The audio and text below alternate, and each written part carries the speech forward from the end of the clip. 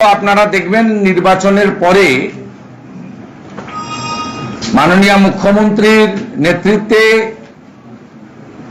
দুটি সভা হয়, প্রশাসনিক সভা। একটি সভাতে সরকারি জমি দখল হয়ে যাচ্ছে, তাকে উদ্ধার করতে হবে। আমরা লক্ষ্য করছিলাম যে সরকারি জমি উদ্ধার করার নামে একটা উদ্যোগ রাজ্য সরকার নিচ্ছে। আমরা ভাবছিলাম এটা একটা মহৎ উদ্যোগ। তার পরবর্তীকালে দেখলাম যে সুজিত বোস থেকে শুরু করে গোটা রাজ্যের সবাই, তৃণমূলের সবাই চোর।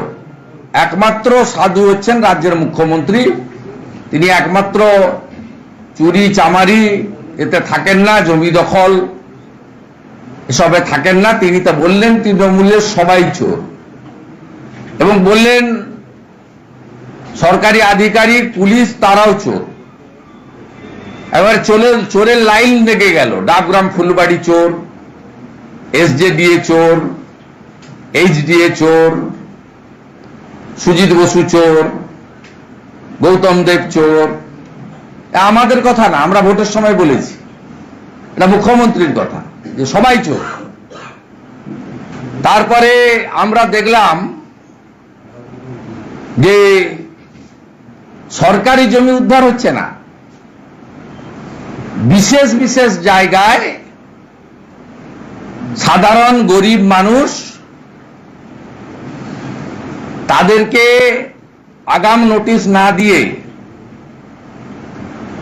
টিভি ক্যামেরাকে ডেকে নিয়ে গিয়ে কখন টানা হবে তাদের অস্থায়ী চালা, তাদের দুধের হাঁড়ি কখন রাস্তায় ফেলা হবে, তাদের জামা কাপড় যেগুলো বিক্রি করতে এসেছেন সেগুলো বস্তায় কখন পুটলি বেঁধে লালবাজারে নিয়ে যাওয়া হবে, আপনাদেরকে আগাম জানিয়ে, মানে ফাঁকা কলসির আওয়াজ বেশি,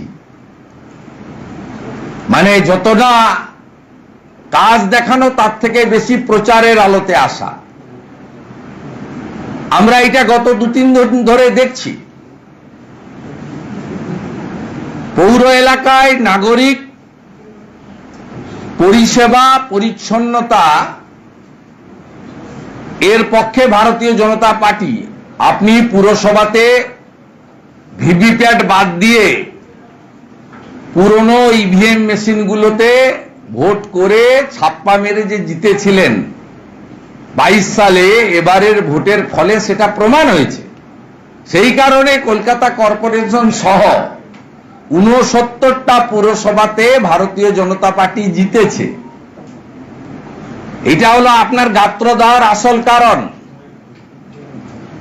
আর আপনার লোকেদের আপনি বলেছেন সরকারি জমি উদ্ধার করতে,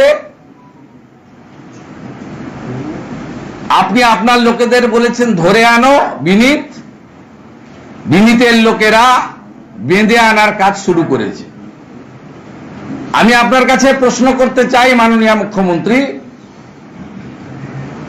যে এই যে সরকারি জমি উদ্ধার, এটা দার্জিলিং থেকে দীঘা, কোচবিহার থেকে কাকদ্বীপ, না কেবলমাত্র বিধাননগর, হাতিবাগান, গড়িয়াহাট, মূলত উত্তর দক্ষিণ 24 পরগনা থেকে আপনার শকত মোল্লা শাহজাহান বাহিনীর অত্যাচারে যে বাসন্তী, গোসাবা, সন্দেশখালী, হিঙ্গলগঞ্জ, বসিরহাটের গরিব লোকগুলো কলকাতায় এসে সামান্য হকারি করে খায়, তাদের জন্য, না এটা গোটা রাজ্যে আপনার কোনো নীতি নিয়ম এবং এসওপি তৈরি হয়েছে?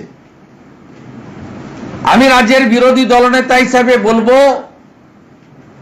যে আপনি প্রথমে এসওপি তৈরি করুন, আপনার সমস্ত ডিপার্টমেন্টগুলোকে নিয়ে, ভূমি রাজস্ব দপ্তরকে নোডাল ডিপার্টমেন্ট করে আগে ল্যান্ডস্কেপ ম্যাপ তৈরি করুন, করে সরকারি জমি চিহ্নিতকরণ করুন, আপনি প্রপারলি জনগণকে নোটিশ দেন, তাদেরকে নির্দিষ্ট সময়ের মধ্যে সরকারি জমি ছেড়ে দেওয়ার জন্য বলে আইনগত নোটিশ করুন। আপনি যে কাজ আপনার পুলিশ বিধাননগরে বেহালাতে আজকে বুলডোজার চালিয়েছেন, হাতিবাগানে করেছেন এই একই কাজ আপনি রাজাবাজার, মেটিয়া বুরুজ, পার্ক সার্কাস এখানে কবে করবেন আমরা জানতে চাই।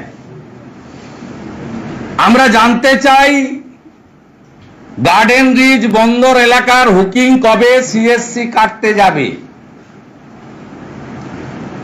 আমরা জানতে চাই যে এক যাত্রায় পৃথক ফল হবে কেন।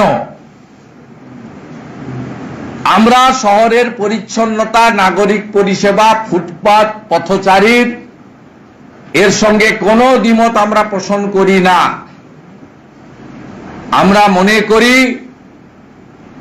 গরিব এই রাজ্যে বেকারত্বের বাজারে, যেখানে প্রতিদিন শিল্প পালায়, ইতিমধ্যে ব্রিটানিয়ার কারখানা পালিয়েছে, ইসিএল এর কারখানা বন্ধ হয়েছে, বাকি তো ইতিহাস 13 বছরে, বিরাট লম্বা লিস্ট, 1.5 ঘন্টা 2 ঘন্টা শুধু নামের তালিকা পড়তে যাবে। সিঙ্গুরের ডিনামাইট দিয়ে কারখানা উড়িয়ে দিয়ে তারপরের যে সংকেত দিয়েছেন আপনি, সে সংকেত পশ্চিমবাংলার মানুষ জানে। সেই কারণে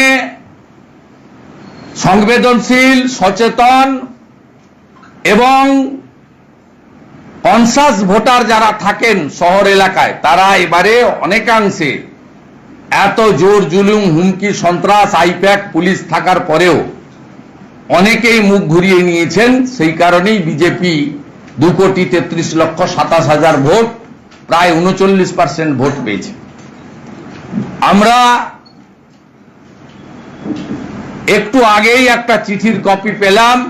এর আগেও যেমন ঝালদা এবং তাহেরপুরকে বাদ দিয়ে সভা ডাকা হয়েছিল, আগামীকাল বেলা 12টায় মুখ্যমন্ত্রীর নবান্ন সভাগৃহে একেবারে ওসিআইসি থেকে শুরু করে গোটা রাজ্যের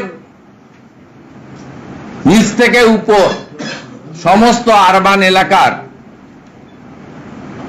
পদাধিকারী, জনপ্রতিনিধি, মানে আবারও চিঠিতে উল্লেখ আছে এক্ষেত্রে ঝালদা এবং তাহেরপুর প্রাপ্ত। ঝালদা এবং তাহেরপুর প্রাপ্ত, যদিও তারা বিজেপির বোর্ড নয়। বিজেপির অপোজিশন লিডার মিন্স সরকার এবং সরকারের দ্বারা বা সরকারি দলের দ্বারা যারাই অত্যাচারিত হবেন তাদের পাশেই লিডার অব অপোজিশন দাঁড়াবে।